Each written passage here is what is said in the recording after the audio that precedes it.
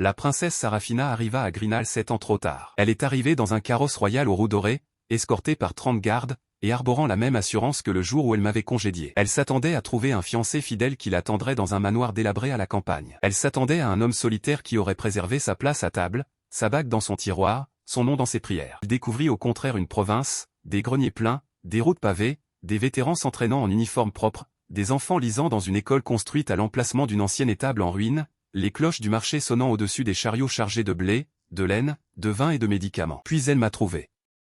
J'étais debout dans le vignoble, à côté de ma femme, Clara, tandis que nos jumeaux de 6 ans jouaient entre les rangs. Ma fille m'a aperçu la première. Papa Grèce s'est jeté dans mes bras. Henri a suivi, brandissant une épée en bois et criant qu'il avait vaincu 3 bandits imaginaires. Sarafina s'arrêta si brusquement que ces dames faillirent la percuter. Son visage devint livide. 7 ans plus tôt, elle m'avait dit d'attendre. Elle n'aurait jamais imaginé que j'apprendrais à vivre. Chapitre 1. Elle m'a renvoyé et m'a dit d'attendre. Le jour où la princesse Sarafina Westbrook m'a renvoyé. Le palais d'Onspire exhalait un parfum de marbre poli, de roses printanières et de lâcheté déguisée en politique. Le conseil de la couronne s'était réuni sous la verrière bleue du hall oriental. La galerie était remplie de nobles.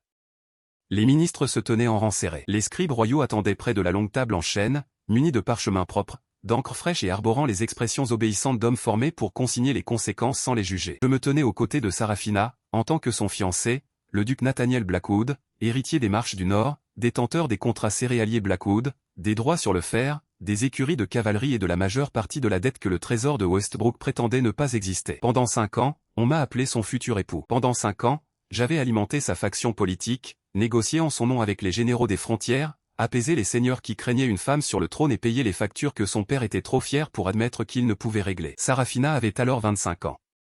Belle, vive et brillante, elle possédait cette confiance terrible de celle à qui l'on avait toujours dit que le destin l'attendait. Je l'aimais. Je croyais qu'elle souhaitait bien gouverner. Je croyais que ma force la soutiendrait, et non la dominerait. Lord Julian Fairborn se tenait 2 pas derrière son fauteuil. C'est ainsi que tout avait commencé. 2 pas, puis 1, puis assez près pour murmurer à son oreille. Vote du conseil. Julian avait 34 ans, était élégant, avait une voix douce et était dangereux, de la manière de ces hommes qui ne portent jamais leur propre fardeau, mais savent toujours comment porter ceux des autres. Il se présentait comme le conseiller politique de Sarafina. Certains l'appelaient son vieil ami. D'autres, plus honnêtes, le qualifiaient d'homme qu'elle aurait dû oublier avant d'accepter ma bague. Ce matin-là, il m'a souri de l'autre côté de la salle. Je ne lui ai pas rendu son sourire. Le roi Edmund Westbrook a ouvert la séance avec une cérémonie empreinte de lassitude. Le royaume se tenait face à la cour. Agitation, pénuries alimentaires aux frontières, dettes croissantes de la noblesse et rumeurs selon lesquelles la maison Blackwood était devenue trop indispensable à la couronne. Cette dernière rumeur était l'œuvre de Julian. Il avait passé des mois à répéter à Sarafina que les nobles ne la craignaient pas, elle, mais lui. Qu'il ne respectait pas sa future couronne. Il respectait le grain et l'acier de Blackwood. Que si elle m'épousait pendant que je restais à Silvercourt, les gens diraient que j'avais régné par son intermédiaire avant même qu'elle ne monte sur le trône. La peur est d'autant plus efficace qu'elle se fait passer pour l'orgueil. Sarafina se leva. Duc Blackwood, dit-elle.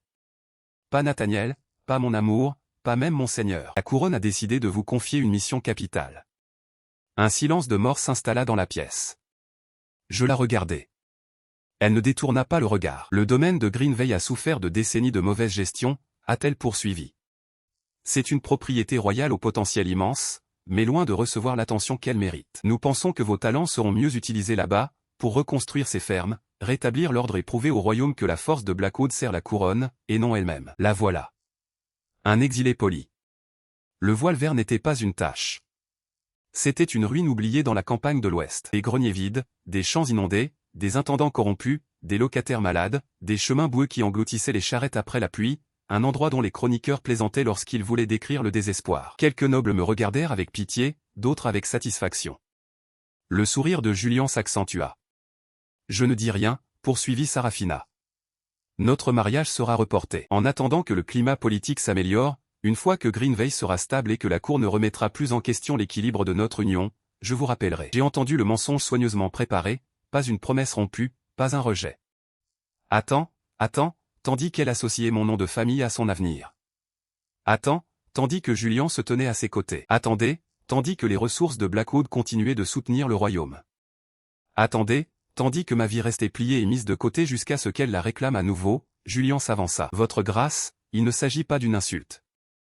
Son Altesse vous confie une lourde responsabilité. Un homme moins digne serait resté au tribunal à se plaindre. Un homme loyal saura se montrer à la hauteur là où la couronne en aura besoin. Je le regardai alors. Vous arrive-t-il de confondre exil et confiance, Lord Fairborn? Un léger frisson parcourut la salle. Les yeux de Sarafina s'illuminèrent. Nathaniel, mon nom avait été utilisé comme un avertissement. Je me retournai vers elle. Est-ce un ordre? Elle releva le menton. C'est ma décision. Faites-le consigner ainsi. Elle fronça les sourcils. Ce n'est pas nécessaire. C'est absolument nécessaire. Rebecca Hawthorne, ma principale conseillère juridique et gestionnaire financière, s'est levée du banc des témoins avant même que quiconque puisse protester. La maison Blackwood demande l'enregistrement officiel de la nomination royale, le report du mariage et la condition que le service du duc Blackwood à Greenall ne constitue pas un abandon de ses droits, à moins que la couronne ne réponde ultérieurement aux avis de confirmation de mariage. Sarafina la fixa du regard. Julian dit d'un ton léger, Lady Hawthorne transforme chaque pièce en tribunal. Rebecca sourit. Seulement les pièces où quelqu'un tente de voler avec plus de manière. Le roi se remua, mal à l'aise. Sarafina me regarda, blessée et furieuse, comme si mon insistance sur Ink était une trahison. Tu crois que je te ferai du tort? Je crois que la mémoire s'assouplit quand le pouvoir est mis à l'épreuve. Son visage se crispa un instant. Je crus qu'elle allait annuler sa commande. Julian se pencha alors et murmura quelque chose que je ne pus entendre. Sarafina détourna le regard. Notez-le, dit-elle. Le scribe écrivit, le sceau tomba, la cire refroidit. Mon exil devint une preuve. Après la séance, Sarafina demanda à s'entretenir en privé dans le jardin ouest. Julian ne vint pas, mais son ombre était présente. Elle se tenait sous une arche blanche de rose grimpante, les bras croisés, le visage impassible. Tu as rendu les choses difficiles. Tu as rendu cela public. J'essaie de nous protéger toutes les deux. Non, tu essaies de prouver que tu n'as pas besoin de moi en m'envoyant là où personne ne peut te voir m'utiliser. Ses yeux s'illuminèrent de colère. Tu ne comprends pas ce que c'est que d'entendre dire que ton avenir dépend d'un homme. Non, je comprends ce que c'est que d'être réduite à cet homme. Elle semblait blessée. Cela comptait encore beaucoup trop pour moi à ce moment-là. Sa voix s'adoucit. Attends-moi là-bas. Je te rappellerai quand le moment sera venu. J'observai son visage. Je voulais la croire. L'amour trompe les hommes intelligents car il nous apprend à prendre l'espoir pour une preuve. Combien de temps? Ai-je demandé. Aussi longtemps qu'il le faudra. Ce n'est pas une réponse. C'est la seule que j'ai. J'ai hoché lentement la tête. Alors j'irai. Un soulagement illumina son visage. Elle s'approcha, prit ma main et la serra. Je savais que tu comprendrais. Non, je n'avais pas compris. Je l'aimais suffisamment pour partir sans la détruire dans cette pièce. Cette nuit-là, je quittai Silver Court avec Sir Marcus Val, Rebecca Hawthorne, 30 hommes de main de Blackwood, 8 chariots de livres de comptes, d'outils d'arpentage, de semences, de coffres à monnaie et l'ordre scellé qui me libérerait un jour. Marcus chevauchait à mes côtés sous une lune voilée. Une princesse peut renvoyer un homme, dit-il. Elle ne peut pas figer sa vie jusqu'à ce qu'elle se sente suffisamment seule pour le rappeler. Je regarde vers la route sombre à l'ouest. Pas si l'homme se souvient qu'il est vivant. Chapitre 2. Le domaine qui leur servit de tombe. Le voile vert ne ressemblait pas à un domaine. On aurait dit une cour de punition, entourée de barrières. Le toit du manoir s'affaissait du côté est. L'allée d'entrée n'était plus qu'un champ de boue. L'écurie empestait la pourriture. Le moulin se dressait en ruine au milieu d'un ruisseau encombré de chardons. Les greniers à grains étaient fermés à clé, non pas parce qu'ils étaient pleins, mais parce qu'ils étaient vides. Les locataires se rassemblèrent à distance lorsque mon groupe pénétra dans la cour. Visages émaciés, vêtements usés. Une méfiance exacerbée par des années de déception. Des enfants se cachaient derrière leurs jupes. Les vieillards observaient la bannière de Blackwood comme si les bannières elles-mêmes avaient des dents. L'intendant royal, M. Alden Pike m'accueillit sur le perron du manoir, vêtu d'un manteau taché et arborant un sourire trop mielleux pour la fraîcheur matinale. Votre grâce, Greenall souhaite la bienvenue à son nouvel administrateur. Non, dis-je en descendant de cheval. Greenville reçoit l'agent de son propriétaire. Il m'accueillera quand je l'aurai mérité. Son sourire s'estompa. Bien. Les hommes comme Pike jugent leur nouveau maître à l'aune de leur vanité. Je ne lui en ai donné aucune. Rebecca entra dans le manoir et demanda des comptes. Pike prétendit qu'ils étaient en cours de préparation. Marcus ouvrit le grenier verrouillé. 3 sacs d'orge, des excréments de souris, de la moisissure, un faux fond sous la plateforme de stockage contenant de l'argent, des reçus fiscaux et des lettres privées à des marchands de la cour de l'argent. Pike tenta de s'enfuir avant midi. Marcus le rattrapa avant la porte sud au coucher du soleil. Il était sous surveillance. Au matin, Rebecca disposait de suffisamment de preuves pour le destituer officiellement, saisir ses biens illégaux et en informer le magistrat local.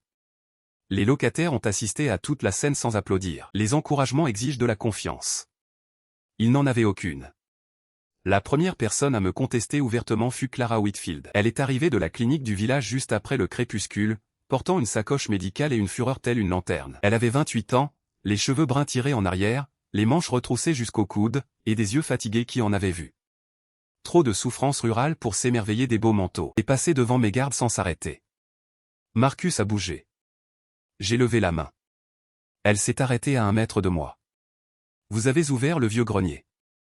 Oui. Et vous avez constaté qu'il n'y avait rien à manger. Oui. Il y a des malades fiévreux dans les pavillons de l'Est. 3 enfants ont besoin de bouillon, d'eau potable et de couverture sèche. Si le châtiment infligé par la pique ne comprend pas de nourrir les personnes qu'il a volées, alors c'est du théâtre. Quelques serviteurs restèrent figés.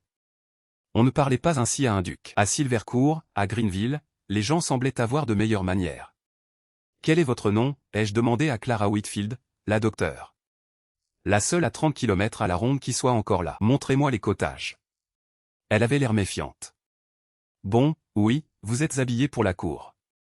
Alors il est temps que vos vêtements se salissent. » C'était la première fois que Clara me regardait vraiment. Pas gentiment, pas encore. Mais comme si le tableau avait cligné des yeux, nous nous sommes dirigés vers les cottages de l'Est. La boue a failli engloutir une botte. Une odeur de vomi nous a saisis avant même d'entrer. 3 enfants étaient allongés sous de fines couvertures, le visage brûlant. Leur mère s'excusa auprès de moi pour la saleté de la chambre tandis que son plus jeune enfant peinait à respirer. Ces excuses m'ont mis plus en colère que le vol de Pike. Ce sont les gens formés à s'excuser pour la pauvreté qui ont été victimes d'abus de la part du système, et non du hasard. J'ai ordonné la réouverture des magasins du manoir. Il n'y avait pas grand-chose, mais assez pour la nuit. La charrette en bois noir transportait encore des provisions. J'ai envoyé des écrivains au bourg le plus proche avec de l'argent. Marcus a rangé le bois sec. Clara s'est occupée de l'eau bouillante, de la literie, du bouillon et de la mise en quarantaine. J'ai travaillé jusqu'à l'aube. Pas un mot, pas de promesses, juste du labeur. La semaine suivante fut consacrée au triage. D'abord la nourriture, puis la comptabilité, puis l'eau, puis les semences, puis les routes.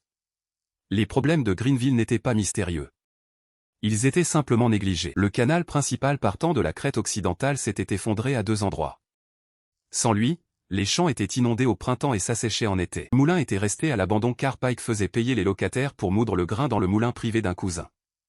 Les registres fiscaux mentionnaient des hommes décédés et des familles disparues. On avait promis des terres aux vétérans, et on leur avait donné des marécages. Chaque système de ruine en alimentait un autre. Alors on a commencé à couper. L'argent volé par Pike est devenu de la nourriture de secours. Blackwood Coin a acheté des semences. Nous avons embauché des ouvriers locaux à un salaire équitable pour nettoyer le canal. Nous avons fait venir des tailleurs de pierre du Nord. Nous avons rouvert le moulin sous la supervision du domaine. Nous avons établi des registres de locataires et des analyses de dettes. Rebecca a vérifié les rôles fiscaux. Marcus inspecta chaque pont routier, secoua la tête et dit « J'ai vu des tranchées de champs de bataille mieux conçues. » Clara a d'abord permis à la clinique de survivre. Elle a refusé mon aide sans liste écrite des fournitures nécessaires. J'ai apprécié cela. La gratitude est trompeuse. Les documents, eux, ne le sont pas. À la fin du 1er mois, la fièvre était retombée. À la fin du 3e jour, l'eau coulait à nouveau dans le canal. À la fin du 6e jour, les premiers vrais semis de Greenal depuis des années recouvraient les champs en contrebas. J'ai écrit à Sarafina après le premier hiver. Pas une lettre d'amour. Pas encore. Un adieu. Un rapport officiel. Votre Altesse Voilevert a été retrouvé dans un état de négligence extrême. Intendant destitué pour vol. Réparation du système d'irrigation en cours. Déficit céréalier stabilisé grâce au fonds de Blackwood. Je sollicite la confirmation du calendrier de notre mariage reporté et le soutien de la couronne pour le recouvrement de la succession. J'ai envoyé le courrier par courrier recommandé avec accusé de réception, par l'intermédiaire de Rebecca. Dans 5 semaines, aucune réponse ne parvint. Puis un bref message, Duc Blackwood. Son Altesse est satisfaite de votre diligence. La situation politique demeure délicate. Continuez votre service, empreint de patience et de loyauté. Aucune mention du mariage. Aucune mention du soutien de la couronne. Aucune mention de moi. Rebecca l'a lu une fois et l'a classé. Première absence de réponse, a-t-elle dit. Marcus s'appuya contre l'encadrement de la porte. Combien de temps avant que la loi ne le reconnaisse? 3 ans, pour être précis.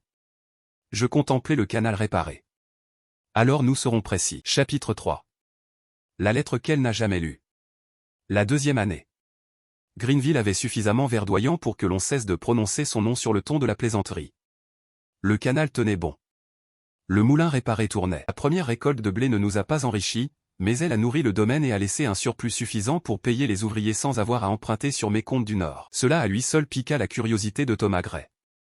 Il arriva vêtu d'un habit de marchand bleu, accompagné de 2 assistants, d'un porte-livre de compte et arborant l'air d'un homme résigné à la déception. « J'ai entendu dire que le domaine mort respire, dit-il. »« Pas mort, répondis-je. » Affamé, Thomas regarda les champs, et vous comptez le nourrir. Je compte le laisser se nourrir tout seul. Cela l'amusa. À la fin de sa visite, il avait signé un accord prudent pour acheminer les céréales de Greenall vers les villes voisines à des tarifs de transport équitables, et non à des tarifs royaux, ni à des tarifs de charité, mais par le biais du commerce. « Ne me faites pas regretter d'avoir fait confiance à un noble, dit-il. Ne me faites pas regretter d'avoir fait confiance à un marchand, ajouta-t-il en riant. Ce fut le début du marché du voile vert. Clara est restée sceptique face aux discussions commerciales jusqu'à ce qu'elles aboutissent à la production de fournitures pour cliniques. Lorsque la première livraison est arrivée, elle est restée plantée sur le seuil, les yeux rivés sur les caisses remplies de pansements propres, de poudre contre la fièvre, d'instruments chirurgicaux, de savon, de linge et de flacons en verre. « Vous avez commandé tout ça ?» Oui. Avec l'argent de la succession, oui, elle avait l'air suspecte. Pas par faveur. Non, pour créer des infrastructures. Les gens ne sont pas des ponts. Votre grâce, non, mais elles s'effondrent lorsqu'on les néglige. Elle ne sourit pas, mais elle ne protesta pas. Cette année-là, une épidémie de pneumonie se propagea dans les chaumières de l'Ouest après de longues pluies. Clara a dormi à la clinique pendant 4 nuits. J'y ai dormi 2 jours, passant le plus clair de mon temps à porter de l'eau, à couper du bois et à la gêner jusqu'à ce qu'elle comprenne quelle tâche je pouvais accomplir sans tuer personne. La 5e nuit, un garçon nommé Peter cessa de tousser suffisamment fort pour s'endormir. Clara s'assit ensuite sur les marches de la clinique. Épuisée, je lui apportai du thé. Elle l'accepta. C'était comme une victoire. « Tu es bizarre, dit-elle. On m'a déjà dit pire. Tu n'aimes pas qu'on te remercie. » Non. Pourquoi? Les remerciements servent souvent à se dégager d'une obligation. Elle me regarda. Et vous ne souhaitez pas que l'obligation prenne fin. Je veux simplement que ce soit compris.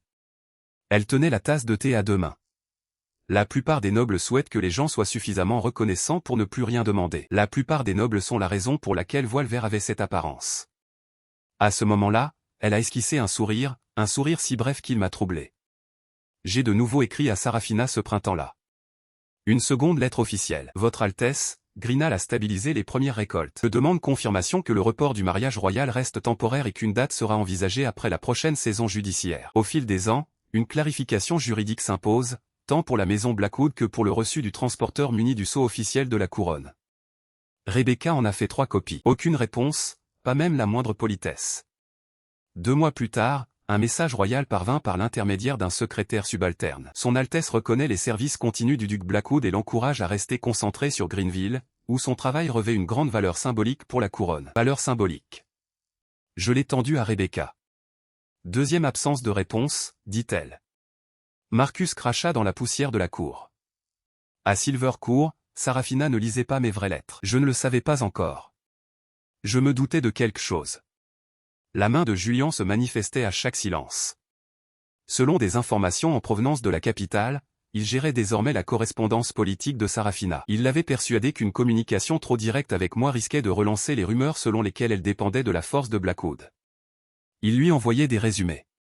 Il filtrait les rapports. Il lui dit que j'étais calme, obéissante, absorbée par l'administration rurale. Il lui montra un Nathaniel qui attendait, et non celui qui écrivait. Rebecca commença alors à utiliser 2 coursiers. L'une par les voies royales, l'autre par les contacts de Blackwood, puis 3 copies, puis des registres de livraison scellés. S'ils répondent honnêtement, nous procédons avec clarté, a-t-elle déclaré. S'ils ne répondent pas, leur silence devient structure. Quelle structure? Celle qui offre une issue. Je savais ce qu'elle voulait dire. Je me suis interdit de le ressentir. Pas encore.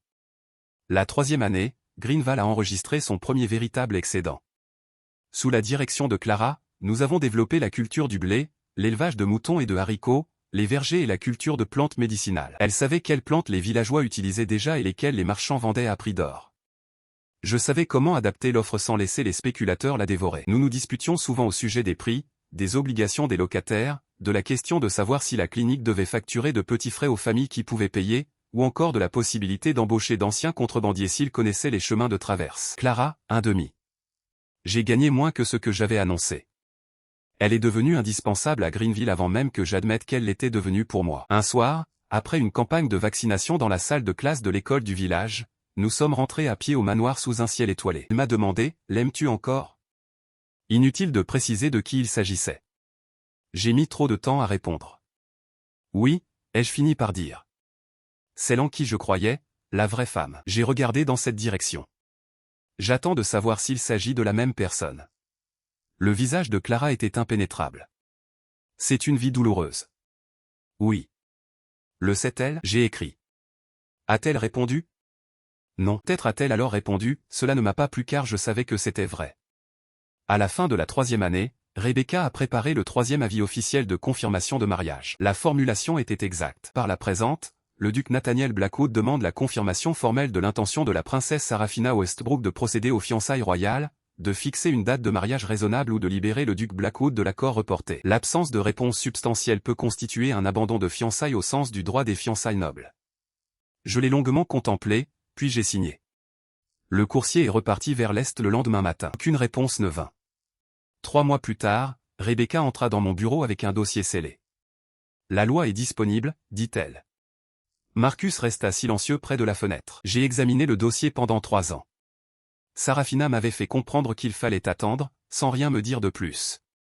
Désormais, chaque silence était devenu une clé. Chapitre 4. J'ai cessé de nourrir le palais qui m'avait oublié. La première chose que j'ai cessé d'envoyer, c'est de l'argent que personne n'avait l'honnêteté de demander. Le parti successeur privé de Sarafina bénéficiait du soutien des Blackwood depuis des années, et non de pots de vin. Exactement. En politique, on utilise des termes plus élégants pour désigner l'argent qui arrange la loyauté. Bourse de recherche, subventions pour les voyages, aide à la formation militaire, dîner de gala pour la réforme civique, allègement de la dette pour les seigneurs hésitants, j'ai tout supprimé. Rebecca a envoyé des mises en demeure. La maison Blackwood réaffecte des fonds discrétionnaires à Greenville Recovery, Northern Défense et Estate Reconstruction. Les obligations légales existantes restent honorées. Le soutien politique informel est suspendu en attendant la clarification des fiançailles royales. Le tribunal d'argent a été convoqué dans un délai de 2 semaines. Un lord réformateur se plaignait du manque de personnel dans son bureau. Un imprimeur de la cour demandait si le financement des brochures royales pour l'éducation avait pris du retard. Un officier chargé des achats de la cavalerie a demandé une prolongation de paiement d'urgence. Puis sont arrivées les céréales. Dans des années, la capitale avait bénéficié d'achats prioritaires auprès de Blackwood Granary à des prix inférieurs à ceux du marché, car je souhaitais acquérir les écuries de la cour de Sarafina avant son accession au trône. J'ai mis fin à cela aussi. Le grain de Blackwood approvisionnerait en priorité le Nord, Greenall, les garnisons frontalières sous contrat et les marchands payés. Silvercourt pourrait acheter le surplus au prix du marché. Ce n'était pas de la vengeance. C'était un règlement de compte. La réponse de Sarafina ne tarda pas, pour la première fois en 3 ans. Non pas à l'annonce du mariage, mais à la question de l'argent. Duc Blackwood, vos récents retraits ont causé des tensions inutiles durant une période politique délicate. Je vous rappelle que votre loyauté envers la couronne ne doit pas être altérée par des déceptions personnelles. Le voile vert demeure une fonction royale. Persévérez avec patience. Déception personnelle. J'ai lu la phrase jusqu'à ce que la douleur cesse et que je commence à enseigner. Rebecca m'a regardé par-dessus le bureau. Elle a répondu au sac à main, pas au vœu. Oui. Alors on continue. Oui. Marcus croisa les bras. Finalement, la requête en abandon de mariage fut déposée devant le tribunal des fiançailles nobles en vertu de l'ancienne clause que la plupart des avocats royaux avaient oubliée, car ils supposaient que personne renvoyé par une princesse n'oserait l'utiliser. L'affaire exigeait des preuves. Nous en avions. L'ordre de mission initial. L'acte de report du mariage. 3 confirmations officielles. Les reçus de livraison. Absence de réponse substantielle. Lettre royale donnant des instructions aux patients sans préciser de date. Preuve de séparation de plus de 3 ans. Il est avéré que la couronne a continué à demander la signification des actes tout en refusant de clarifier la situation matrimoniale. Le tribunal n'a pas prononcé la dissolution immédiate des fiançailles. La justice, si noble soit-elle, avance au rythme de ceux qui espèrent que les puissants régleront les problèmes en privé, mais la procédure était lancée. À Silvercourt, Julien confia à Sarafina que je boudais. Selon un témoignage ultérieur, il a résumé mes lettres comme des demandes périodiques de réassurance et a décrit la requête d'abandon comme une manœuvre juridique destinée à faire pression sur votre Altesse pour qu'elle le rappelle. Elle l'a cru car croire coûte moins cher que douter. Elle a envoyé une lettre plus froide. Votre comportement laisse penser que vous n'avez guère tiré de leçon de votre absence. La couronne ne cède pas aux pressions financières. Je l'ai plié et classé dans le dossier juridique. Clara m'a retrouvé ce soir-là dans le verger ouest. À ce moment-là, les rosiers fruitiers recouvraient les terres qui étaient autrefois marécageuses. Des enfants de l'école aidaient à planter des jeunes brise-vents sous l'œil agacé de Marcus. Il faisait semblant de ne pas aimer les enfants parce qu'il posait des questions directes et refusait de craindre ses cicatrices. Clara se tenait à côté de moi. Tu as reçu une autre lettre royale. Oui. Mauvais. Utile. Elle m'avait suffisamment compris à ce moment-là. Inutile de demander si utile signifiait gentil. Est-ce que ça fait moins mal quand on dit utile? Non, elle a hoché la tête. Nous avons regardé Grace Talbot, qui n'était pas encore ma fille, mais une simple villageoise, poursuivre son frère avec un gant boueux tandis que Marcus criait que les jeunes arbres n'étaient pas des armes. Clara a dit, ici, les gens ont peur que tu partes quand elle appellera. Je l'ai regardée et j'ai demandé, et toi? Elle a soutenu mon regard. J'ai bien peur que tu ne partes avant de comprendre que tu es déjà chez toi. Cette phrase m'est restée en mémoire plus longtemps que n'importe quelle lettre de Sarafina. La 4e année fut marquée par une inondation. La crête occidentale céda sous les pluies printanières, inondant 2 villages situés en contrebas. La rivière emporta un pont, noya des agneaux et remplit les chaumières d'eau boueuse. La clinique de Clara était débordée. La fièvre s'en est suivie.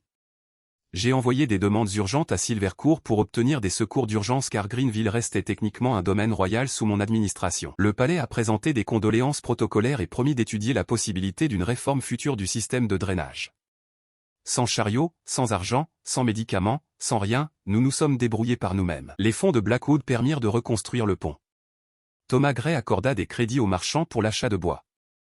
Marcus organisa les anciens combattants en équipe de secours. Clara a travaillé jusqu'à ce qu'elle s'effondre à la clinique et se réveille furieuse que je l'ai autorisée à dormir pendant 4 heures. Pendant 3 semaines, il n'y eut plus de hiérarchie, seulement de la boue, seulement de la fièvre, seulement des noms sur des listes que nous essayions d'empêcher de devenir des registres d'inhumation. Un soir, après qu'un enfant eut survécu à une fièvre qui, pensions-nous, allait l'emporter, Clara se tenait dans l'infirmerie et pleurait en silence contre les étagères. Je ne l'ai pas touchée tout de suite. Puis elle s'est tournée vers moi. Je l'ai tenue dans mes bras, non pas comme un duc, non pas comme un administrateur, mais comme un homme qui avait presque oublié ce que c'était que d'être nécessaire sans être utilisé. Le tribunal des mariages nobles a rendu sa décision 6 semaines après l'inondation. La princesse Sarafina Westbrook n'avait pas fourni de confirmation matrimoniale substantielle après de nombreux reports, une séparation prolongée et des notifications répétées. Le duc Nathaniel Blackwood fut légalement libéré de ses fiançailles royales. J'ai lu le document seul, puis avec Rebecca, et enfin avec Marcus. Aucun triomphe ne vint, seulement un long et silencieux vide là où avait résidé l'attente. Rebecca dit, tu es libre. Je regardai par la fenêtre du bureau vers la route du village reconstruite. Non, ai-je répondu. Je suis libre depuis un certain temps. La justice a fini par me rattraper. Ce soir-là, je suis allé à pied à la clinique de Clara. Elle broyait des herbes séchées, les manches retroussées, les cheveux défaits encadrant son visage. J'ai posé le document sur la table. Elle l'a lu lentement, puis m'a regardé. Que vas-tu faire maintenant? Je ne sais pas. Tant mieux. Ça m'a surpris. La poursuivie, si tu avais dit que tu l'avais su immédiatement, j'aurais cru que tu fuyais l'homme qu'elle avait façonné. Attends. J'étais assis en face d'elle. Et si j'en ai assez d'attendre? Alors ne confondez pas la première porte ouverte avec la maison. Elle avait encore raison. C'était devenu son habitude la plus agaçante. Il me fallut encore 1 an avant de la demander en mariage, car elle méritait un homme tourné vers l'avenir, et non vers le passé. Chapitre 5. La femme qui resta quand la couronne l'oublia. La demande en mariage a eu lieu dans l'endroit le moins romantique de Greenall, le canal de drainage du New South. J'avais prévu de faire ma demande à Clara dans les vignes, au coucher du soleil. Marcus qualifia cela de prévisible mais sans conséquence. Rebecca ne dit rien, ce qui signifiait qu'elle avait déjà examiné les conséquences successorales et les jugeait acceptables. Puis, après de fortes pluies, la paroi du canal s'est fissurée et Clara m'a accompagné car 2 ouvriers avaient été blessés. Nous avons passé une bonne partie de l'après-midi dans la boue. Elle a cousu le bras d'un contremaître sous une bâche provisoire. J'ai aidé à renforcer les étais de maintien. À un moment donné, la pluie a trempé mon manteau et a fait fondre mon discours soigneusement préparé dans ma poche intérieure. Clara a vu le papier abîmé quand je l'ai sorti. Qu'est-ce que c'est? Une victime collatérale de la planification. Elle me l'a pris et l'a déplié. L'encre avait coulé en de tristes veines noires. Elle lut les premiers mots avant que le reste ne devienne illisible. Clara, je suis venu à Greenveil parce que j'ai été renvoyé. Son expression changea. Est-ce une demande en mariage? C'était plus cohérent tout à l'heure.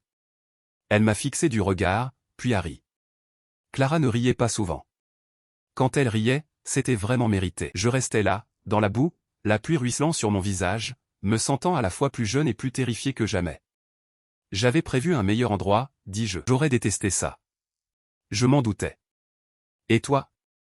Non, Marcus, oui. Elle rit de nouveau, puis devint sérieuse. Nathaniel, je sais ce que tu vas demander.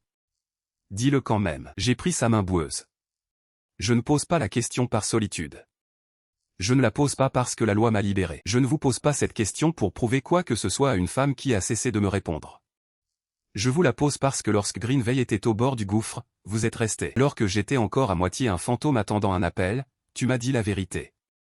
Quand ce lieu avait besoin d'un cœur, tu en as créé un avant même que je sache comment le nommer. Ses yeux s'emplirent de larmes. Je ne suis pas une épouse de cour. Tant mieux. Je ne vais pas décorer votre table et rester silencieuse. Cela m'inquiéterait. Je contesterai vos décisions. Tu le es déjà. Je ne serai pas relégué au second plan par un souvenir. J'ai soutenu son regard. Tu n'es relégué au second plan par rien. Elle m'a longuement fixé, puis a dit, demande-le correctement. J'ai souri. Clara Whitfield. Veux-tu m'épouser dans la boue? Oui. Même sans voix. Oui aussi. Elle s'approcha. Oui. Marcus a affirmé plus tard avoir vu le baiser de loin et que celui-ci manquait de tact. Rebecca a pleuré pendant la cérémonie, mais elle l'a nié et a mis ça sur le compte de la poussière. Nous nous sommes mariés dans la vieille chapelle de Greenville, récemment restaurée, en présence de fermiers, d'anciens combattants, de marchands, de médecins, d'écoliers, d'ouvriers d'usine, de bergers et de tous ceux qui avaient décidé que Greenall n'était plus un cimetière. Aucune délégation royale n'est venue. Ni bénédiction officielle de Sarafina, ni carrosse ornée de bijoux, ni poète de cour. Tant mieux. Nos vœux n'avaient pas besoin de ceux qui avaient ignoré les années qui les avaient rendus possibles. Clara portait une simple robe de lin ivoire brodée de bleu par les femmes du village. J'étais vêtu de noir Blackwood, pas d'une tenue de cour, mais d'une robe de domaine. Marcus se tenait à mes côtés. Thomas Gray apporta du vin et prétendit qu'il s'agissait d'une dépense professionnelle. Rebecca a supervisé elle-même l'enregistrement du mariage avec la ferveur de sceller un traité. Quand Clara a pris ma main, je n'ai ressenti aucune émotion particulière. J'ai senti la terre, une terre forte et vivante. Un an plus tard naquirent Henri et Grace. Des jumeaux. Henri arriva le premier, furieux contre le monde qui n'était pas organisé à son goût. Grace est arrivée 12 minutes plus tard, plus calme, attentive, et déjà en train de nous juger. Clara a failli mourir en accouchant. Pendant 6 heures, j'ai appris ce que signifie vraiment l'impuissance. J'ai tenu les 2 enfants dans mes bras, et que Clara a enfin ouvert les yeux, elle a murmuré, « Ne soyez pas si effrayé, Duc Blackwood. » J'ai ri et pleuré comme un imbécile. À partir de ce jour, Greenall changea de nouveau. On peut reconstruire un pays par la politique. On reconstruit une maison par les pas. Les premiers pas d'Henri eurent lieu dans la salle des cartes. Le premier mot de Grace fut un « non » adressé à Marcus. Il y vit un signe d'intelligence. Elle poussait au milieu des rangs de vignes, sur les étagères des cliniques, dans les registres des greniers, dans les cours d'entraînement, dans les salles de classe et sur les bras de ceux qui ne les considéraient pas comme de nobles ornements. Mais, entre-temps, Greenveil, en tant qu'enfant de Greenveil, devint incontournable. Nos récoltes de blé doublèrent, puis triplèrent. Le commerce de la laine se stabilisa. Le vignoble produisait un vin rouge dont Thomas Gray jurait qu'il vaudrait une fortune aux yeux des nobles citadins. La clinique s'est transformée en école de médecine rurale. Le village des vétérans devint le noyau d'une milice disciplinée. La route menant à Silver Court fut réparée grâce aux travaux de Greenveil Stone et de Blackwood Engineering. Les recettes fiscales ont augmenté sans pour autant écraser les locataires, car la prospérité produit ce que l'exploitation ne fait que feindre. Nous avons transmis des rapports précis à la couronne. Julien en a enterré ou falsifié un grand nombre. Il dit à Sarafina que Greenville allait mieux grâce à la politique royale. Il lui dit que je restais célibataire. Il lui dit que j'étais toujours réservé, loyal et peut-être un peu blessé. Il lui a dit ce qu'elle voulait croire. 7 ans après qu'elle m'ait renvoyé. Le palais avait enfin besoin de plus que de la croyance. Le réseau royal d'approvisionnement en céréales s'effondra sous le poids des dettes, de la corruption et d'une mauvaise récolte dans les comtés de l'Est. Les garnisons frontalières restèrent impayées. Les marchands de Silvercourt refusèrent tout nouveau crédit. Les ressources du nord de Blackwood ne transitaient plus à bas prix par les voies royales. Greenville était désormais le seul système d'approvisionnement suffisamment important pour stabiliser rapidement la crise. Le roi Edmund ordonna à Sarafina de partir vers l'ouest. Julien l'accompagna. Ce fut sa dernière erreur. Chapitre 6.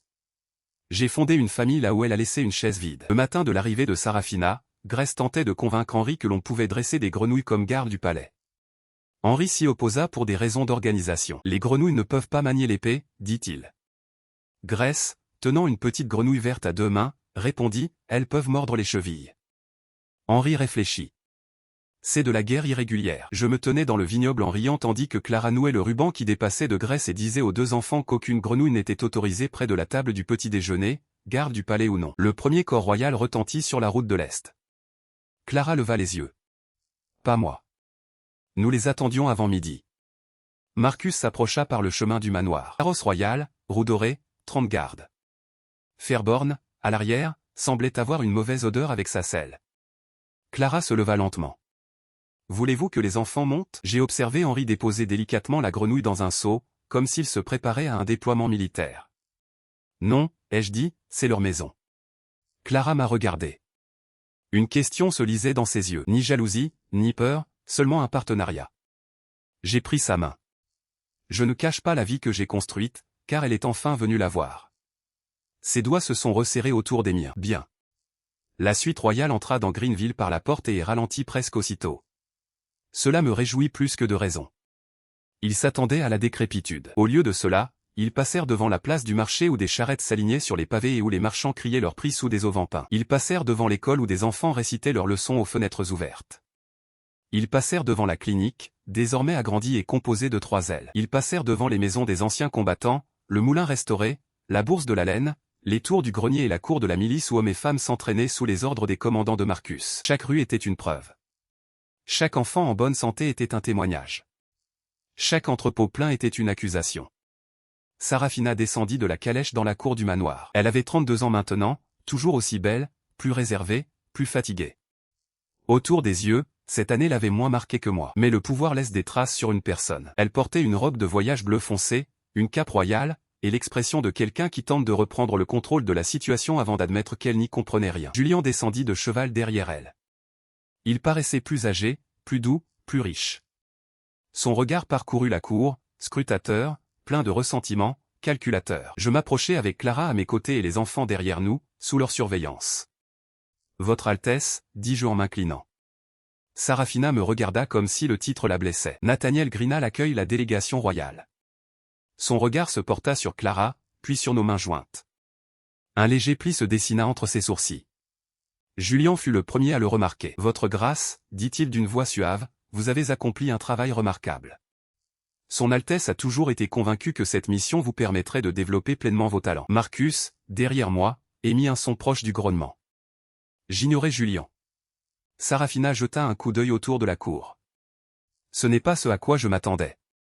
Non, répondis-je. J'imagine que non. Elle tenta de sourire. Je suis venu vous ramener. La cour semblait immobile. La main de Clara restait fermement dans la mienne. Sarafina poursuivit, reprenant confiance grâce à une vieille habitude. Le royaume a besoin de toi. Père est d'accord, il est temps. Le voile vert peut désormais être administré par les adjoints. Vous avez fait vos preuves. Nathaniel, vous pouvez retourner à Silvercourt et reprendre votre place. Ma place? 7 ans. Et elle pensait encore savoir où était ma place avant même que je le sache. Réponse, Grace s'est libérée de l'infirmière. Papa, elle a traversé la cour en courant et m'a donné un coup de poing dans la jambe. Henri enchaîna avec un peu plus de dignité, mais à peine. Papa, dit-il. Grace a relâché la grenouille près de la fontaine, mais je ne l'avais pas autorisée. Grace a poussé un cri d'effroi. Informateur, j'ai soulevé Grace d'un bras et j'ai posé ma main libre sur l'épaule d'Henri. Sarafina le fixa, sans être perplexe, sans comprendre lentement. Clara, le regard figé comme si le monde s'était déchiré, s'approcha. Je me tournai vers la princesse. Votre Altesse, mon épouse, Clara Blackwood. Nos enfants, Henri et Grace. Sarafina se décolora. Le masque de sa femme, Julien, se fissura un instant. Personne ne bougea. Alors Sarafina murmura, ce n'est pas possible. Grace, qui n'avait aucune patience pour les intrigues des adultes, regarda Sarafina et dit, maman, c'est possible. Un garde de la cour toussa violemment pour dissimuler son rire. Clara garda son calme. Votre Altesse. Sarafina regarda Clara, puis les enfants, puis moi. Vous êtes mariés? Oui. Vous avez des enfants? Oui, vous étiez fiancé à moi. Non, dis-je doucement. Je l'étais. Son visage se crispa.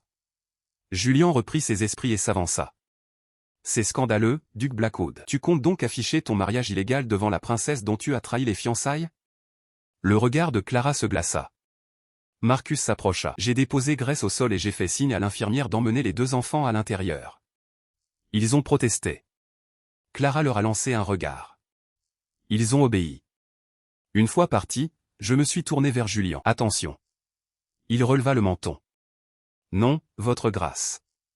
C'est vous qui devriez faire attention. Si vous avez contracté un mariage alors que vous étiez lié par des fiançailles royales, vous avez insulté la couronne, déshonoré la princesse et potentiellement rendu le statut de vos enfants sujet à réexamen. C'était la mauvaise menace. Tous les hommes présents dans la cour sentirent l'atmosphère se tendre. Marcus posa une main sur son épée. Clara se figea. Je regardai Julien. Si vous évoquez à nouveau la légitimité de mes enfants sans preuve, je n'aurai pas besoin de me mettre en colère pour vous anéantir. J'ai des documents.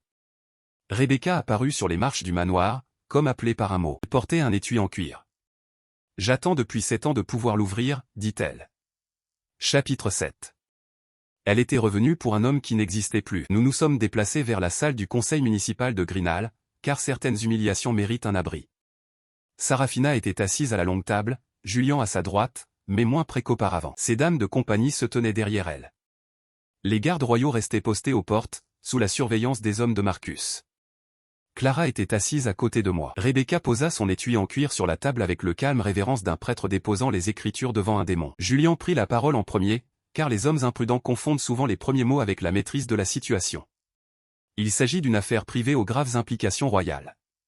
Rebecca ouvrit le dossier. Non, c'est une affaire documentée aux graves conséquences pour ceux qui ont enterré des documents. Sarafina me regarda. Nathaniel, pourquoi ne me l'as-tu jamais dit? Je la fixai un instant. J'ai écrit. Vous avez rédigé des rapports. J'ai rédigé des accusés de réception. 3. Elle fronça les sourcils. Je ne les ai jamais reçus, dit Julien rapidement. Votre Altesse a reçu les résumés de tous les correspondants concernés. Rebecca a présenté le premier document. La première année, le duc Blackwood a demandé un calendrier de mariage et un plan de soutien de la couronne après son arrivée à Greenhall. Reçu de messagerie recommandée, sceau d'admission du palais. Deuxième document. La deuxième année, le duc Blackwood a demandé une confirmation officielle quant au maintien des fiançailles royales. Reçu de messagerie recommandée, cachet du palais. Troisièmement, la troisième année, le duc Blackwood a demandé une confirmation, une fixation de date ou une libération de l'accord reporté, citant expressément la clause d'abandon, le reçu du coursier recommandé et le sceau d'entrée du palais. Quatrièmement, réponse royale au retrait financier, mais aucune réponse à la confirmation du mariage. Cinquièmement, dépôt d'une demande de fiançailles nobles auprès du tribunal. Sixièmement, la décision du tribunal libérant le duc Blackwood de ses fiançailles royales en raison d'un report prolongé, d'une absence de réponse substantielle et d'un abandon. Septièmement, l'acte de mariage de Monseigneur avec Clara Whitfield Blackwood, établi 1 an après sa libération. Huitièmement, les actes de naissance d'Henry Edmund Blackwood et de Grace Margaret Blackwood. Le visage de Julien avait grisonné sous son vernis de cour. Sarafina effleura le premier avis de confirmation d'une main tremblante. Je ne l'ai pas vu. Non, répondit Rebecca, tu ne l'as pas vu. Sarafina regarda Julien. Son visage se crispa de douleur. Une loyauté tragiquement incomprise. Votre Altesse, je vous ai protégé des pressions juridiques abusives durant une période délicate. Duc Blackwood a usé de la procédure pour vous forcer la main. J'ai presque admiré la rapidité du mensonge, murmura Sarafina. Vous avez dit qu'il attendait. Il attendait, insista Julien, comme en pensait. Les procédures judiciaires n'étaient que des manœuvres. Clara prit la parole pour la première fois. 3 ans à demander si sa vie allait pouvoir continuer, ce n'est pas une tactique. Julien se tourna vers elle avec mépris. Il ne prit même pas la peine de se cacher. Madame, ceci concerne les affaires royales. Clara le regarda. J'ai soigné les cas de fièvre que vos affaires royales ont ignorés. Je crois comprendre les conséquences de mes actes. Sarafina ferma les yeux. Lorsqu'elle les rouvrit, elle me regarda. Tu aurais dû venir toi-même. J'ai été renvoyé. Vous auriez pu revenir. En vertu de quelle autorité? En tant que votre fiancé, à qui vous avez refusé de répondre? En tant qu'administrateur, d'un domaine royal en temps de crise, comme un homme retournant dans un tribunal où Julien qualifierait ma présence de coercition. Ses lèvres s'entr'ouvrirent. Aucune réponse. Je poursuivis. J'attendis 1 an, puis 2, puis 3. J'ai écrit, j'ai enregistré. J'ai demandé des éclaircissements. Vous avez répondu par l'argent avant de me répondre. Ce n'était pas moi qui étais là. C'était votre palais, votre conseiller, votre sceau, votre silence. Elle tressaillit. Tant mieux. Non pas que je veuille la blesser, mais parce que la vérité doit bien finir par se savoir quelque part. Julian se leva. Ces documents peuvent être techniquement agencés, mais ils ne changent rien à la réalité morale. Le duc Blackwood s'est bâti une base de pouvoir privé à Greenhall, a épousé une femme d'un rang inférieur au sien, a dissimulé ses héritiers et refuse désormais d'être rappelé par la famille royale en pleine crise nationale. Marcus rit trop peu fort. Il avait épousé une femme d'un rang inférieur au sien. Il dit, Lord Fairborn, vous venez d'insulter le seul médecin de 3 comtés capable d'identifier un poison avant que votre vin n'atteigne votre estomac. Julian l'ignora. Rebecca a retiré un autre jeu de documents depuis que Lord Fairborn a soulevé la question de la dissimulation. Je possède des documents supplémentaires, des copies des rapports Greenveil envoyés annuellement à Silvercourt, comprenant des informations sur la croissance des impôts, l'expansion des cliniques, les anciens combattants, le logement, l'enregistrement des milices et la notification des actes de mariage. Sarafina semblait abasourdie. Avis de mariage. Rebecca le lui tendit. Envoyé après la cérémonie. Cachet d'entrée du palais, dit Julian. Surcharge administrative. Rebecca déposa un paquet plus petit à côté. Récupéré aujourd'hui sur l'un des commis itinérants de Lord Fairborn. Intercepté après qu'il a tenté de brûler du courrier dans les écuries des invités. Julian se figea. Marcus sourit. Votre employé court lentement. Rebecca ouvrit le paquet. Copie de lettres. Mes avis de confirmation. Rapport du voile vert. Avis de mariage. Tous les documents étaient destinés au bureau de Sarafina. Tous ont été retenus. Sarafina se leva si brusquement que sa chaise racla le sol. Julian, dit-il en levant les 2 mains. Votre Altesse, écoutez-moi. J'ai fait le nécessaire pour empêcher l'influence de Blackwood de s'emparer de votre trône. Vous m'avez dit qu'il attendait. Il aurait dû. Les mots lui ont échappé avant qu'il ne puisse les retenir. Voilà. Non pas de la défense, de la conviction. Sarafina le fixa comme si elle voyait un étranger revêtir la peau d'un ami. Clara glissa la main sous la table et prit la mienne, sans possessivité, d'un geste ferme, remarqua Julian. La colère traversa son visage. Tu crois que cette mise en scène rustique va changer la politique? Le royaume a besoin de blé. Le roi a besoin d'ordre. La princesse a besoin d'alliés. Vous ne vous cacherez pas derrière les enfants et les sentiments villageois pendant que Westbrook meurt de faim. Je me suis levé. Le silence s'est abattu sur la pièce. Je ne me cache pas. Je refuse d'être considéré comme un objet égaré depuis 7 ans. Sarafina m'a regardé. Nathaniel. Non, ai-je dit, l'homme qui attendait cette voix est parti. Ses yeux se sont remplis de larmes. Je n'ai pas fait le premier pas vers elle 7 ans plus tôt. Je l'aurais fait. C'est là toute la différence. Chapitre 8. Les journaux savaient que j'étais libre avant elle. La délégation royale resta à Greenhall pendant 3 jours car Sarafina était trop bouleversée pour partir et Julian était trop exposé pour s'enfuir. Pendant ces 3 jours, Greenhall se transforma en tribunal improvisé. Les hommes de Marcus fouillèrent les bagages de Julian, soupçonnés légitimement après la découverte des lettres brûlées. Ils ont découvert des comptes marchands codés, de la correspondance avec des courtiers en céréales et des listes de communication interceptées de Blackwood. Rebecca a eu la politesse de qualifier ces éléments d'inquiétants. Marcus les comparait aux objets qu'un rat transporte quand il croit que le chat est bien élevé. Thomas Gray arriva le 2e jour avec ses propres livres de comptes. Il n'avait pas été invité. Les marchands attendent rarement les invitations quand les dettes ont une odeur de sang. Il déposa 3 livres devant Rebecca. Selon lui, des agents de Fairborn rôdent autour des routes commerciales de Greenhall depuis des années. Ils ont tenté d'acheter par le biais de sociétés écrans. Ils ont tenté de revendiquer la priorité royale sur les céréales déjà promises aux régiments frontaliers. Ils ont tenté d'introduire de force les cargaisons de médicaments du voile vert dans les circuits de la couronne à bas prix pour les revendre plus cher.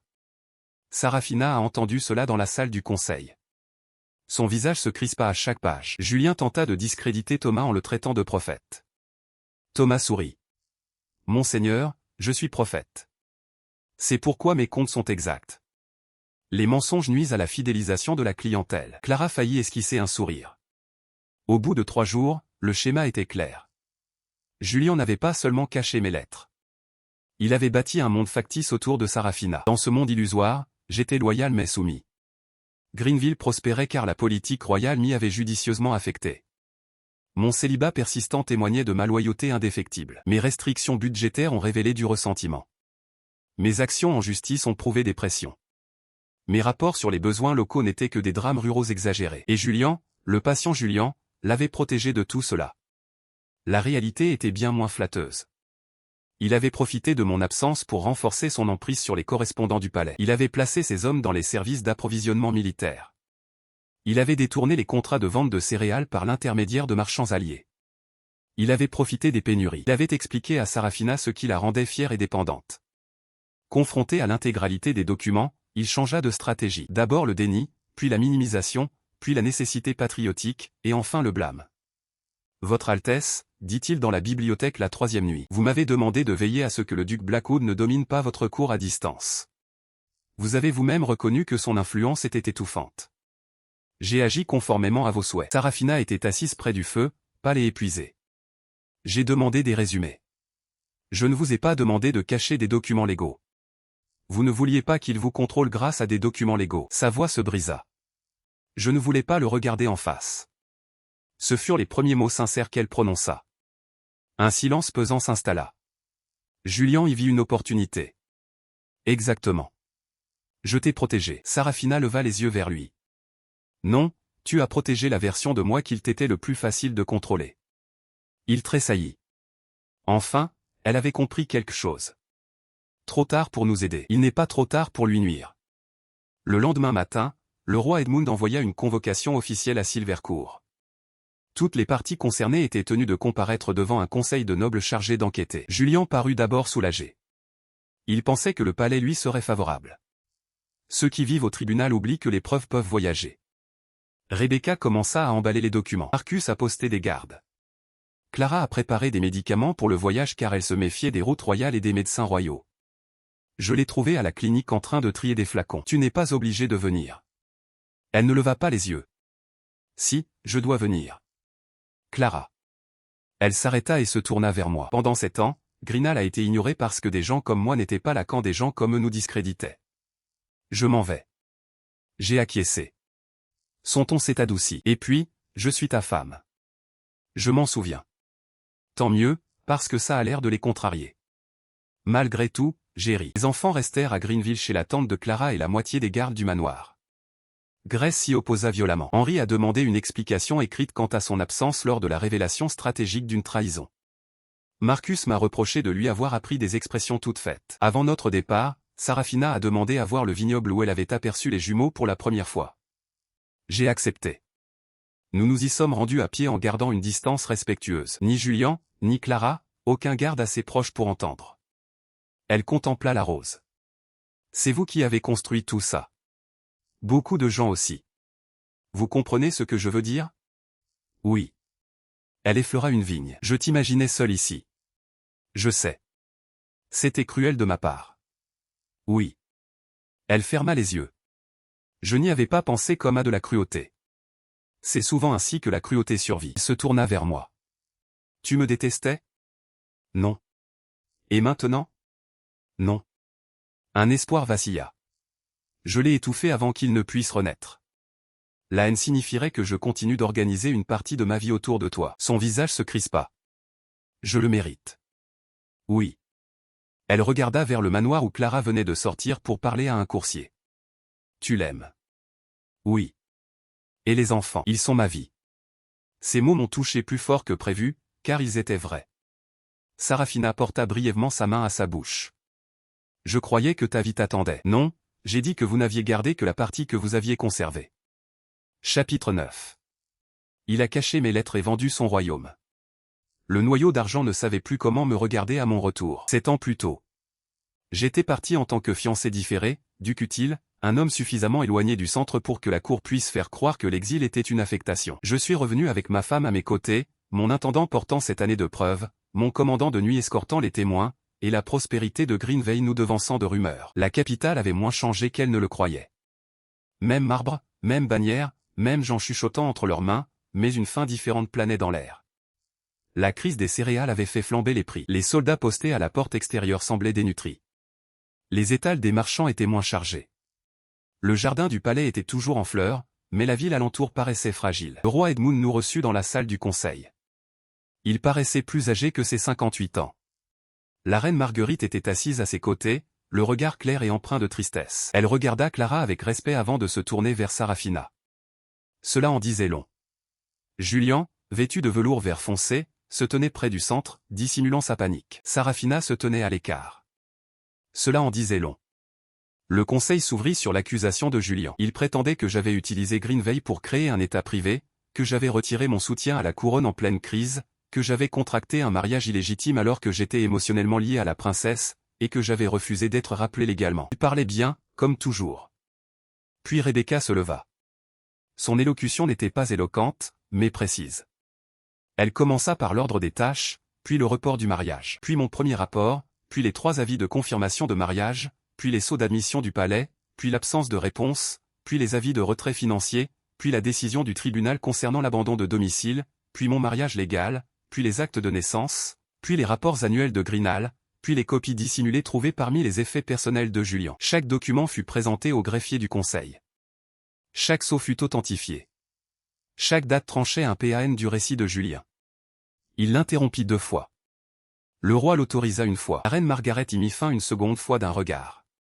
Puis Thomas Gray témoigna. Il a expliqué la croissance du commerce de Greenville, les contrats de marché, le prix des céréales, les paiements aux commerçants, la reconstruction des routes et les tentatives de Fairborn, via des sociétés écrans, de s'emparer des circuits d'approvisionnement. Julian esquissa un sourire. Les marchands n'apprécient guère la tutelle royale. Thomas répondit, « Je n'aime pas le vol de drapeaux. » Plusieurs membres du conseil murmurèrent. Puis Marcus témoigna. Il décrivit les courriers interceptés, les correspondants brûlés, le commis trouvé en possession de vieilles lettres et la chaîne de possession. Julian tenta de le qualifier de brute loyal. Marcus sourit. « Je suis loyal. Le reste dépend de qui s'approche trop près. » Puis Clara prit la parole. Elle ne commença pas par moi. Elle commença par des noms. Peter Hollis, 6 ans, rescapé de la fièvre. Martia Reine, veuve, reçu du grain durant son premier hiver.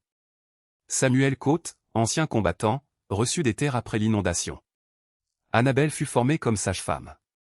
John Reed fut sauvé après un accident au moulin. Elle dressa la liste des personnes que le palais n'avait jamais recensées. Puis elle décrivit l'inondation, la fièvre, l'absence d'aide royale et la clinique construite sans argent de la couronne. Le voile vert n'était pas un symbole, dit-elle. C'était un lieu de vie, tandis que le palais l'utilisait comme punition. Le silence régnait dans la salle. Sarafina fixait le sol. Julian avait l'air furieux. Sarah poursuivit, si Duc Blackwood a bâti son pouvoir là-bas, c'est parce que les gens abandonnés lui ont fait confiance après qu'il a cessé de se comporter comme ceux qui les avaient abandonnés. Cette phrase eut plus d'impact que n'importe quelle accusation. Cela humanisa Greenville. Finalement, Rebecca présenta les documents relatifs à la fraude céréalière. C'est là que Julian commença véritablement à chuter. Des factures de Fairborn liaient les marchands. Les céréales militaires sont détournées des entrepôts frontaliers. Elles sont revendues par Shell. Les négociants effectuent des achats d'urgence auprès des agences gouvernementales à des prix gonflés. Des correspondants laissaient entendre que les pénuries pourraient s'avérer politiquement utiles. Le roi Edmond s'arrêta au milieu de la lecture. Lord Fairborn. Julien leva les mains. Votre Majesté. La situation des approvisionnements était chaotique. J'ai délégué certains détails commerciaux. Rebecca déposa un dernier document. Une lettre dans la main de Julian. La rareté lui rappellera son Altesse, qui se tient à ses côtés. Lorsque Blackwood choisit la distance, Sarafina leva les yeux. Le hall s'ouvrit. Pourtant, Julian resta bouche bée. Qu'un mot ne sortit. Puis, comme tous les lâches, il chercha quelqu'un derrière lequel se cacher. Votre Altesse savait que l'influence des Blackwood devait être contenue. Il dit, elle le craignait. Elle l'a répété tant de fois, j'ai agi pour préserver son indépendance. Sarafina devint blanche. La reine Margaret ferma les yeux. Julian poursuivit, désespéré maintenant. Elle voulait prendre ses distances. Elle voulait que ses lettres soient filtrées. Elle ne voulait pas être forcée au mariage sous sa pression. Sarafina murmura, je ne t'ai pas demandé de voler du grain. Non, rétorqua Julian. Masque tombé. Tu voulais juste profiter de ton ignorance quant aux méthodes employées pour préserver le pouvoir. Ces mots la blessèrent profondément, car ils contenaient une vérité suffisamment vive pour la faire souffrir. Je l'ai observé absorber cette sensation. Je n'ai éprouvé aucun plaisir, seulement de la reconnaissance. Julian avait exploité sa peur, mais il ne l'avait pas créée de toutes pièces. Le conseil ordonna son incarcération en attendant son procès honorable. Ses gardes hésitèrent un instant. Marcus, lui, n'hésita pas. Il s'avança, retira le poignard cérémoniel de Julian et le remit aux hommes du roi. Julian me regarda avec haine. Tu crois avoir gagné parce que les villageois t'applaudissent? Non, dis-je. Je crois que tu as perdu parce que les papiers sont plus fidèles que les parasites. Il a été emmené. Le conseil ne s'arrêta pas là. Le roi Edmund se tourna vers moi.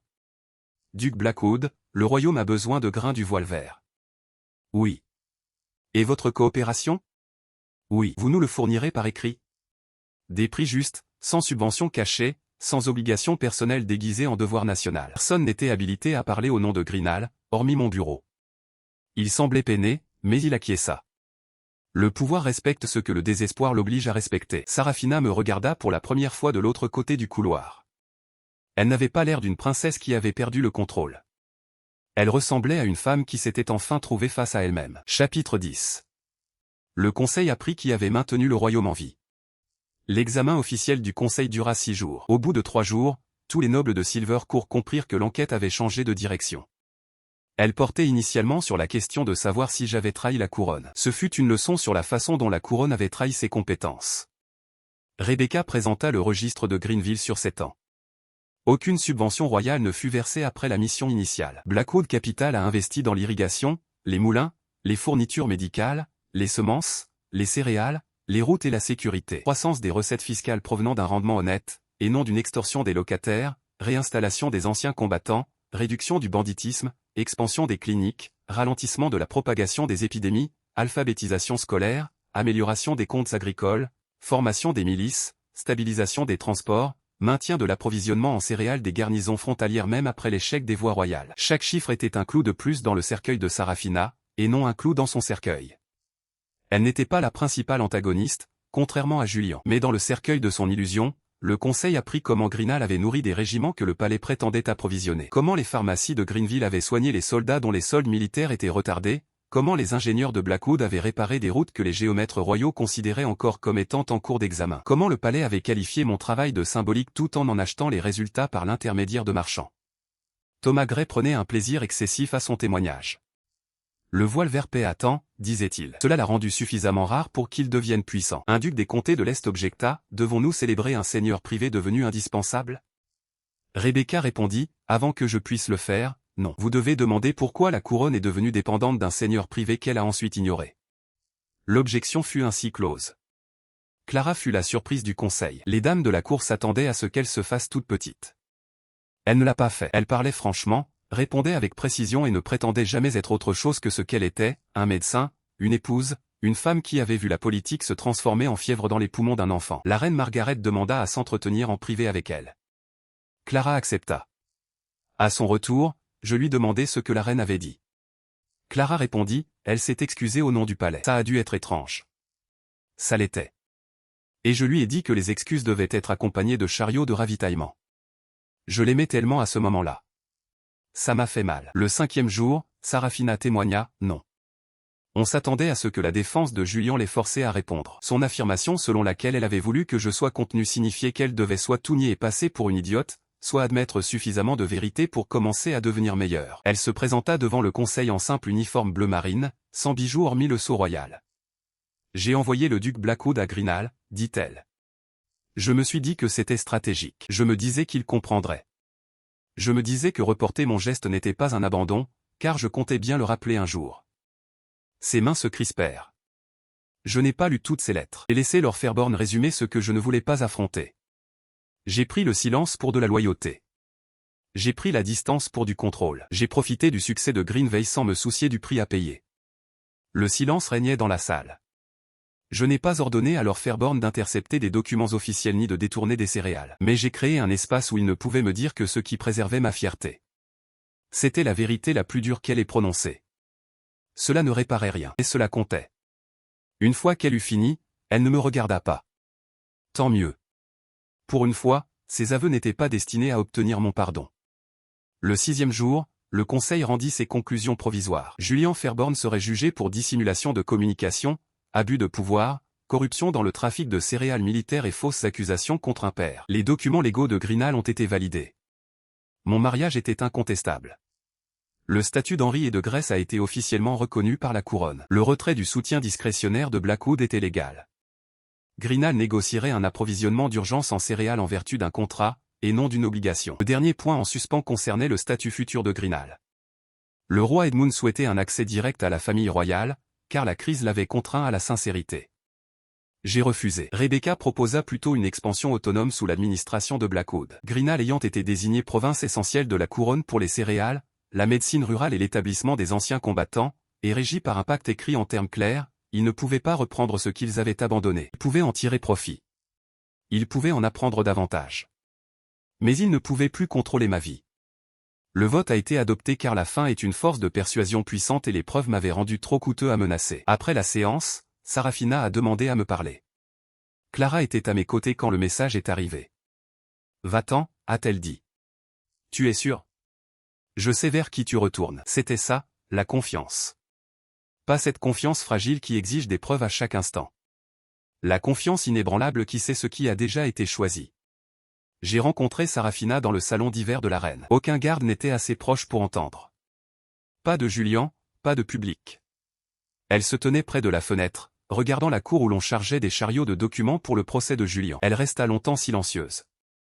Puis je vous ai demandé d'attendre une fois. Oui, je crains de devoir le redemander. Chapitre 11. Elle me demanda d'attendre encore. Sarafina paraissait plus petite sans la cour autour d'elle. Non pas faible, simplement vulnérable. Pendant des années, je l'avais vue comme une femme prisonnière de son destin. C'est ainsi que les cours royales apprenaient aux gens à se comporter. Chaque geste devenait symbolique. Chaque silence, une politique. Chaque peur se voyait attribuer un titre noble. Dans le salon d'hiver, elle n'était plus que Sarafina. La femme que j'avais aimée. Celle qui m'avait chassé. Celle qui avait attendu 7 ans pour comprendre que l'attente pouvait enfin prendre fin. Elle se détourna de la fenêtre. Je ne sais pas comment m'excuser suffisamment. Tu ne le peux pas. Elle hocha la tête. Je sais que c'était un début. Trop tard, mais mieux que de nier. Elle prit une inspiration. J'avais peur de vous. Oui, je me disais que c'était politique. Que la cour me verrait comme votre marionnette. Que les nobles diraient que Blackwood gouvernait par mon intermédiaire. Que si je t'épousais avant d'avoir fait mes preuves, mon trône ne serait jamais qu'un usurpateur. Je ne dis rien, poursuivit-elle. Julian comprit cette peur, ou du moins fit semblant. Il disait que la distance me rendrait plus forte. Il disait que tu attendrais parce que tu m'aimais. Il disait que Greenville Veil prouverait que tu servais la couronne. Sa bouche trembla. Je l'ai cru parce que cela me permettait d'éviter d'admettre que je désirais ta force sans me sentir redevable envers toi. Voilà. Le problème, ce n'est ni Julian, ni la politique, c'est le droit acquis déguisé en indépendance. J'ai apprécié ce que tu m'as donné, dit-elle. Mais j'en ai voulu d'en avoir besoin. Je t'ai donc envoyé quelque part où je pouvais encore bénéficier de ta loyauté sans avoir à regarder celui qui te la proposait. Ces mots étaient si blessants que j'ai cru qu'elle s'était coupée en les écrivant. Je t'ai écrit. J'ai dit, je sais. Tu n'as pas répondu. Je sais. J'ai demandé 3 fois si nous avions encore un avenir. Je sais. Non, ai-je murmuré. Tu sais maintenant. Elle ferma les yeux. Une larme coula. Oui, un silence s'installa entre nous. Non pas vide, mais rempli de tout ce à quoi nous ne pouvions plus revenir. Enfin, dit-elle, si j'étais arrivée en 4e année. Non, dit-elle en ouvrant les yeux. Non, je ne vais pas me construire une seconde vie en corrigeant la première. Son visage se crispa. Je suppose que je le mérite aussi. Ce n'est pas une punition. Alors qu'est-ce que c'est? Une limite. Ce mot semblait presque insignifiant pour 7 ans, mais il était juste. Elle s'approcha. Peut-on repartir à zéro politiquement, différemment, sans engagement? Je sais que je n'y ai pas droit. Mais en tant qu'allié, ami, peut-être qu'un jour vous aurez besoin de Greenveil. Oui, il vous faut Blackwood Grain. Oui, il vous faut mon système parce que Julian a pourri le vôtre. Oui, vous regrettez aussi l'homme qui vous faisait vous sentir en sécurité alors que vous vous disiez qu'il était une menace. Elle tressaillit, puis hocha la tête. Oui, cette franchise était douloureuse car je voyais la femme.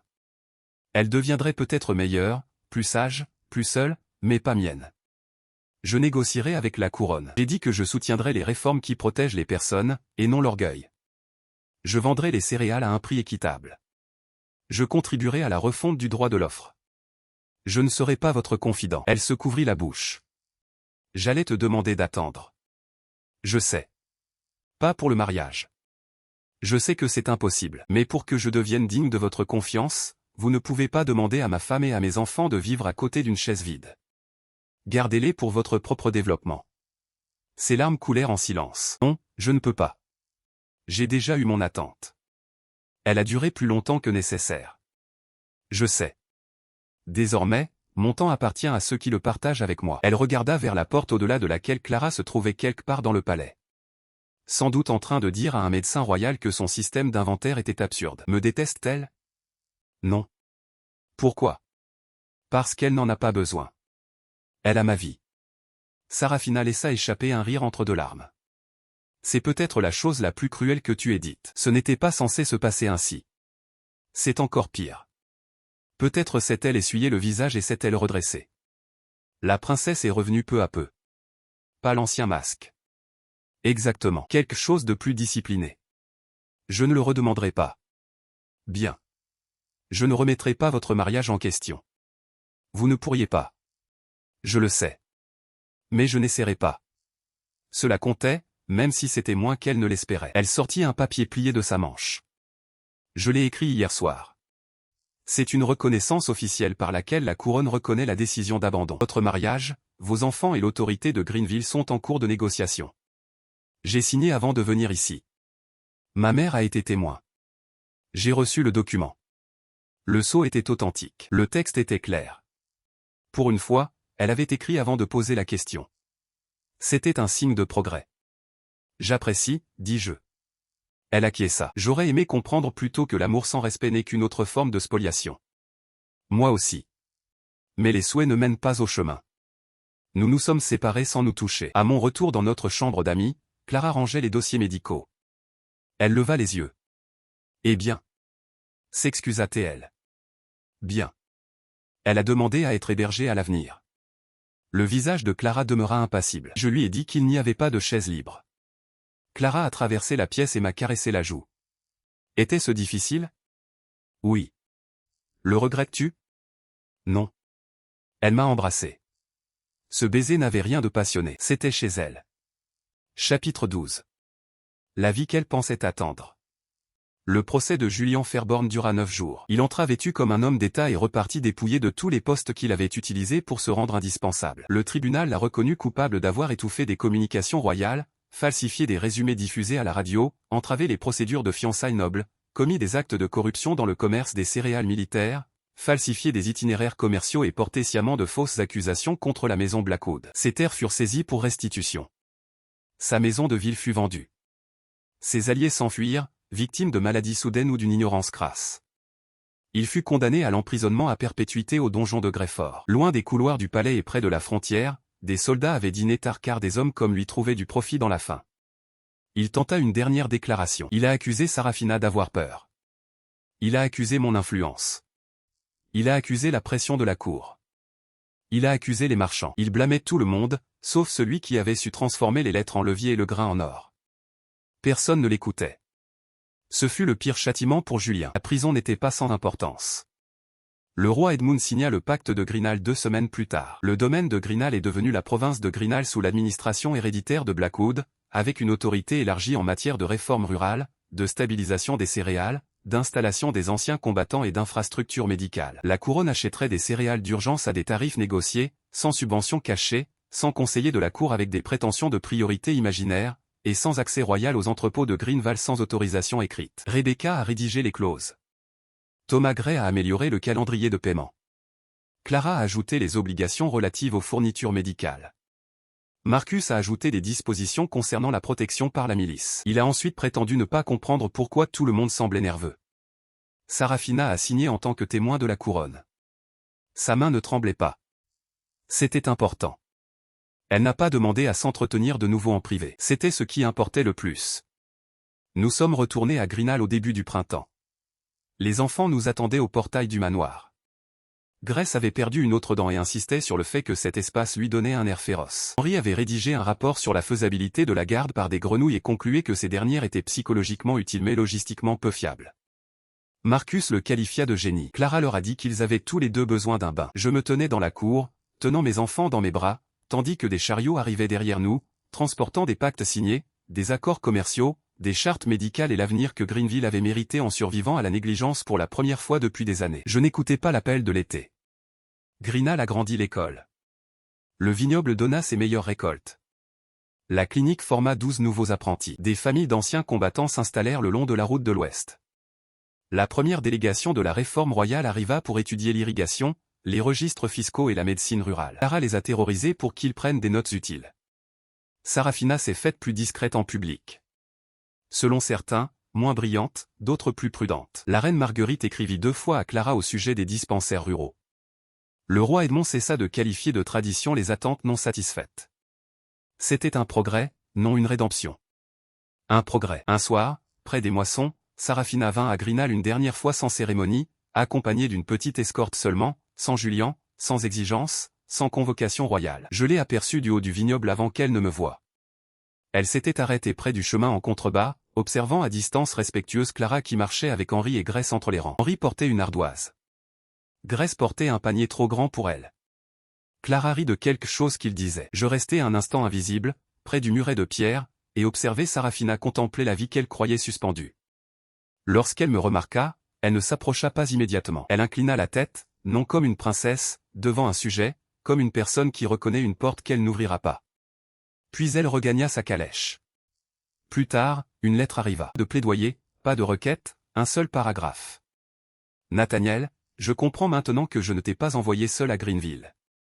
J'ai envoyé loin de toi les années où j'aurais pu connaître tes enfants. Je me suis tenu près de ton œuvre et j'ai appris à t'aimer sans craindre ta force. Je pensais que ta vie attendrait. Je me trompais. Je vivrai avec cette connaissance et m'efforcerai de devenir un dirigeant qui ne confondra plus jamais la loyauté et la propriété. Je l'ai lu une fois, puis je l'ai donné à Clara. Elle l'a lu et me l'a renvoyé. Tu vas répondre? Non. Tant mieux. C'est trop dur. Non. Certaines lettres sont des fins. Y répondre les transforme en conversation. J'ai souri. Tu es devenu politique. Je t'ai épousé. La survie exigeait une adaptation depuis le vignoble inférieur. Grace a crié. Papa. Henri dit que les grenouilles ne peuvent pas être promues sans formation. Henri répliqua en criant, ce n'est pas ce que j'ai dit, Clared. Notre province est confrontée à de graves problèmes militaires. Je ris et me dirigeai vers eux. Ce soir-là, après que les enfants se furent endormis, je m'assis avec Clara sur la terrasse du manoir. Un voile vert s'étendait sous nous. Des lanternes brillaient le long de la route. La roue du moulin tournait. Des chariots tardifs se dirigeaient vers les greniers. Cet endroit était censé m'enterrer. Au lieu de cela, il m'a appris la différence entre attendre et construire. L'attente laisse une chaise vide pour quelqu'un qui ne viendra peut-être jamais. La construction remplit la maison de personnes qui ont déjà choisi de rester. Clara posa sa tête contre mon épaule. Penses-tu parfois à l'homme qui a quitté Silvercourt? Oui. As-tu parfois pitié de lui? Te manque-t-il? Non. Elle prit ma main en bas. Un voile vert respirait. Non pas comme une mission royale. Non pas comme un symbole, comme un foyer. Sarafina m'avait renvoyé car elle pensait que ma vie l'attendrait. 7 ans plus tard, elle a découvert la vie que j'avais construite sans elle. Et il n'y avait plus de chaise vide.